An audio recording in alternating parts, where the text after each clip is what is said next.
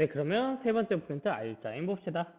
R자임을 배우려면 힘에 대해서 배워야 되는데 우리가 중학교 때 힘의 3요소에서 배운다. 힘이 작용하는 작용점이 있어야 되고 힘의 크기도 있어야 되지만 힘의 뭐도 있어야 돼? 방향도 있어야 돼요. 그리고 그 힘은요, 물리학 용어로 F라고 쓰고요. 물리학 용어의 F, 힘을 정의한 사람이 누구냐? 뉴턴의 이름을 따서 네, N이라고 씁니다. 뉴턴이라고 읽어요. 그리고 나서 그 힘을 이제 합성해 봅시다. 힘의 합성은 여러분 어렵지는 않았다. 왼쪽으로 2뉴턴, 오른쪽으로 3뉴턴 이러면 우리는 오른쪽으로 5뉴턴. 이런 형태로 더하면 되는데 같은 방향일 때는 우리 뭐 해주면 돼? 그냥 두 힘을 더하면 돼요. 그 다음 R자 힘의 방향은 두 힘과 같습니다. 근데 이런 형태로 오른쪽으로 3, 왼쪽으로 2로 당기면 2고 3이지만 실제로 반대 방향으로 당겼기 때문에 이때로 오른쪽으로 몇 뉴턴? 1뉴턴이 남아요. 그래서 R자임의 크기는 큰 힘에서 작은 힘을 뺀 값이에요.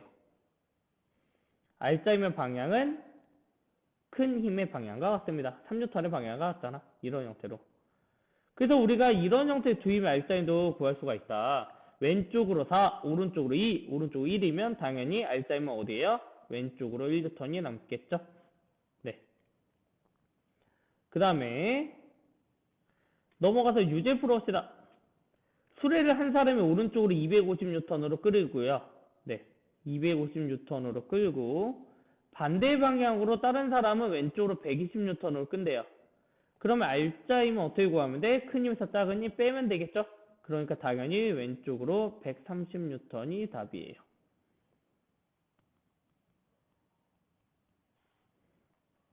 네, 2번 같은 경우에도 왼쪽으로 5, 오른쪽으로 2, 3 서로 상쇄되고요. 힘의 평을 이러고 남는 건 누구만 남아? 얘만 남아. 그래서 왼쪽으로 1뉴턴이다. 그리고 힘이니까 방향석 표시해줘라 정도.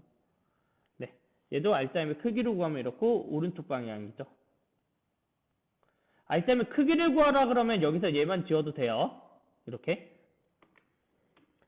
네, 그러면 오른쪽 가서 이제 뉴턴의 운동 법칙 봅시다. 뉴턴이 만든 운동 법칙은요, 첫 번째, 세 개나 있는데, 첫 번째가 관성의 법칙이에요. 관성이란 물체의 운동 상태를 그대로 유지하려는 성질이야.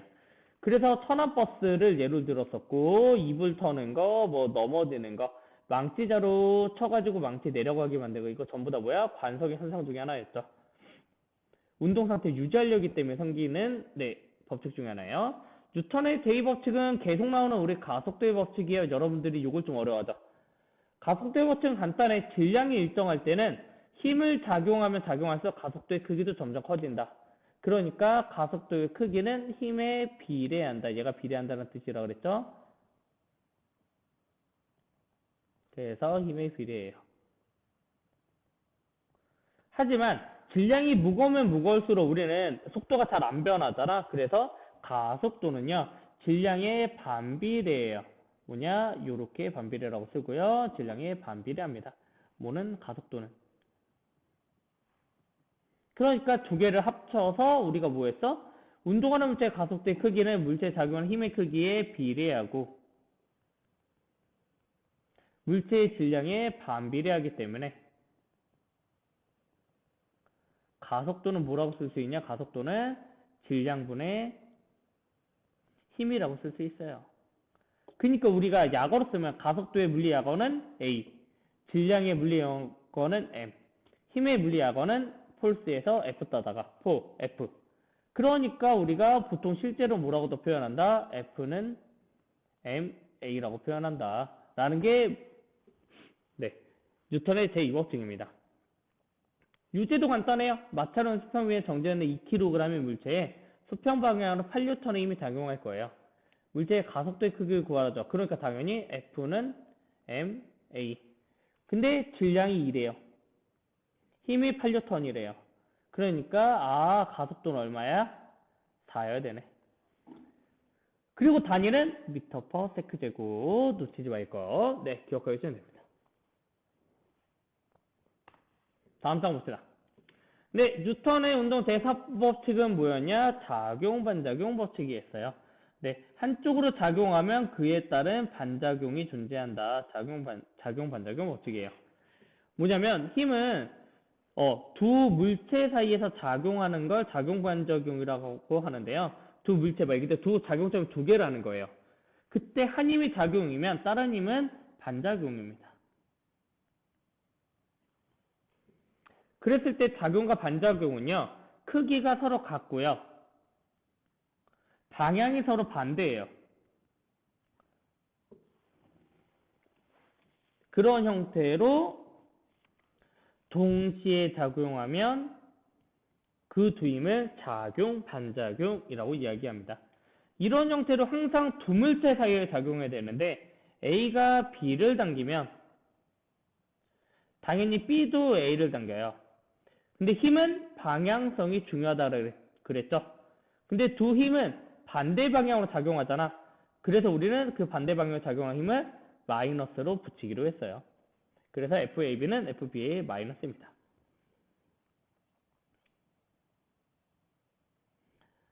네, 작용-반작용 현상으로는 당연히 우리가 골프공을 치는 것도 그렇고요. 물체가 누르는 것도 작용-반작용이 있고 이런 형태로 떨어져 있더라도 서로가 잡아당기면 태양이 지구를 당겨, 지구도 태양을 당겨. 이런 것들을 작용-반작용. 그 다음에 달리는 거, 아니면 로켓, 노를 젓는 거. 이런 것들이 전부 다 뭐예요?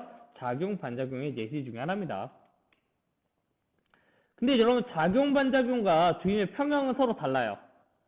뭐냐면, 작용-반작용과 두 힘의 평형은 두 힘의 크기가 같고요. 방향이 반대인 거는 공통점인데, 작용-반작용은 무조건 두 힘이 모여야 되느냐? 두 물체, 두 작용점이 쌓여져 있는 반면에 두 힘의 평형은 두 힘이 한 물체에 작용해요. 그래서 힘의 평형은 알짜 여러 힘을 합칠 수 있는데 그 힘이 항상 0이어야 됩니다.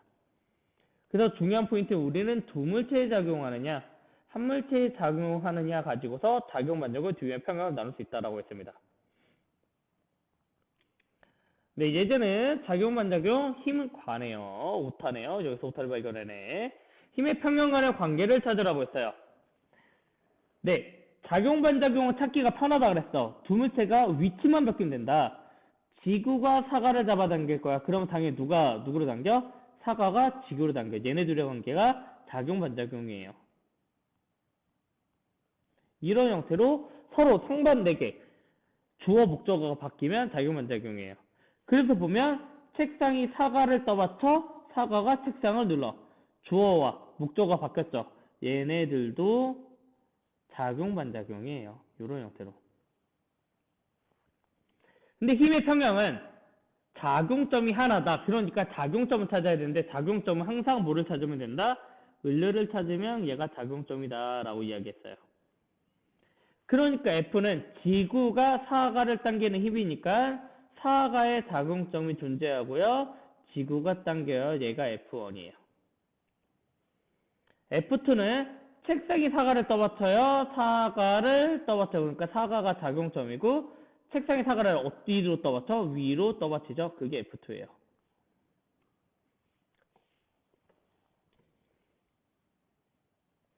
그리고 나서 이제 보면 사과가 책상을 눌러요. 사과가 책상을 눌러. 책상을 사과가 눌러요. 책상에 작용하는 거죠. 얘가 몇이야? F3이에요. F4는 사과가 지구를 당길 거야. 사과가 지구를 당길 작용점이 어디 존재해야 돼? 지구에 존재해야 돼. 지구가 사과가 지구를 당겨요. 얘가 F4입니다. 그러니까 한 작용점이 존재하는 거 뭐밖에 없어? 둘밖에 없네. 누구랑 누구? F2랑 F1. 그래서 F1과 F2가 힘의 평형 관계입니다. 그래서 작용점을 잘 봐라. 사과를 이렇게 보시면 편하다라고 이야기했습니다. 네, 마지막으로 정리합시다. 이제 1, 2, 3, 4번. 알짜임의 합력을 구하라. 합력의 크기를 구하래. 방향성 빼도 되죠? 2, 1, 3뉴턴. 얘는 반대 방향이니까 큰 거 찾아간 거 빼면 1뉴턴. 그 다음에 2번. 달리던 사람이 넘어져. 원래 달리려고 유지하는구나. 관성이죠. 노를 저으면 배가 앞으로 가가, 노를 뒤로 저으면 배가 앞으로 가가. 노로 물을 밀면 물이 우리를 밀어준다 라는 거죠. 추가할 시기를 미리할 때 정지했다, 속도가 0이다, 가속도가 0이다. 그러니까 R자임이 0이다. 그래서 힘의 평형 관계를 이야기하는 겁니다. 그 다음에 3번 봅시다. 가는 마찰이 없는 수평면에서 질량 M의 물체를 6N의 힘을 우리가 작용한 거예요. M에다가. 그랬더니 속도가 4초 동안에 12m/s만큼 이렇게 증가했대요. 우리 알 수 있는 거 있다. 속도 시간 그래프에서 알 수 있는 거. 기울기가 가속도다. 기울기가 몇이야? 3이네. 그러니까 가속도가 3이네. 그 다음에 속도 시간 그래프에서 넓이는 뭐를 이야기한다? 이동거를 이야기한다. 4 곱하기 높이 12 나누기 2니까 넓이는 몇이에요? 넓이는 24입니다.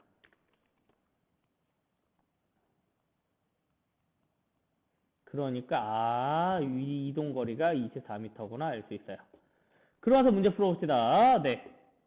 기억, 이동거리 24m다 맞죠? 당연스럽게 맞네요. 가속도 크기는 4분의 10이니까 3m/s 제곱이어야 되지? 그래서 틀렸습니다. 그 다음에 질량은 3kg다 라고 물어봤는데, 그럼 질량을 알려면 우리 안 쓴 거 있잖아. 오른쪽만 썼지. 왼쪽을 보자. 6N의 힘을 줬는데 질량이 생기고 얘의 가속도가 생겨요. 근데 가속도가 몇이래? 3이래. 그러면 우리는 F는 MA 6N의 힘을 주는데 가속도가 3이래. 질량 몇이면 돼요? 2kg이면 되죠. 그래서 기억만 맞습니다. 네, 마지막 4번. 우리가 두 힘의 평형 상태와 작용 반작용을 찾으래요. 이런 형태는 그림 그려놓고 문제 풀면 된다. 작용 반작용은 금방 찾는다 그랬어. 주어 목적어가 바뀐 거. 지구가 공을, 공이 지구로. 기억 리을이 작용 반작용. 됐죠? 지구와 책상, 책상이 지구. 아니잖아. 그렇게 안 되고. 힘의 평형 관계를 찾아라. 힘의 평형 관계를 뭐를 찾으면 돼? 목적어가 같은 것들을 찾으면 돼요. 그리고 방향이 반대면 돼요. 목적어로 왔더니 공을, 같네요. 근데 지구가 공을 당겨요. 지구가 공을 당겨요. 얘가 기억이죠. 디귿을 책상이 공을 떠받쳐요. 책상이 공을 떠받쳐요. 공을 책상이 떠받쳐요. 얘가 디귿이죠. 근데 어차피 공 안 움직이잖아. 두 힘이 평형 관계구나 라고 쓸 수 있습니다. 네, 마저 작용점을 표시해주면 니은 같은 경우에는 지구가 책상을 당겨요. 지구가 책상을 당겨요. 얘가 니은이에요. 공이 지구를 당겨요. 공이 지구를 당겨요. 공이 지구를 당겨요. 공이 지구를 당겨요. 이게 리을이에요. 그러면 다음 장에서 봅시다.